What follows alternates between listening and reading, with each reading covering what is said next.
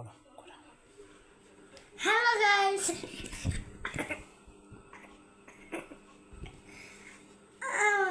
যখন পড়ে গিয়েছে দেখো আবার সাজানো যাক। হাত থেকে কেউ ঘোরাবেন না।